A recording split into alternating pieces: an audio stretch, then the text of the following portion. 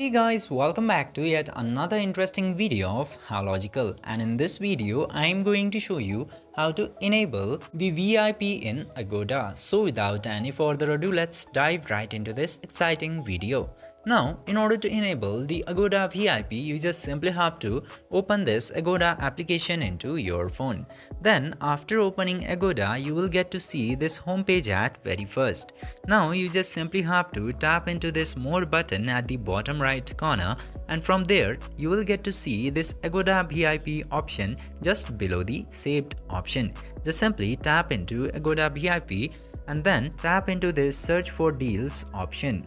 And after tapping into search for deals, you will get this VIP Gold trial option. Simply tap into the activate now option into Gold trial, and after tapping into there, you will get the option of start booking into here.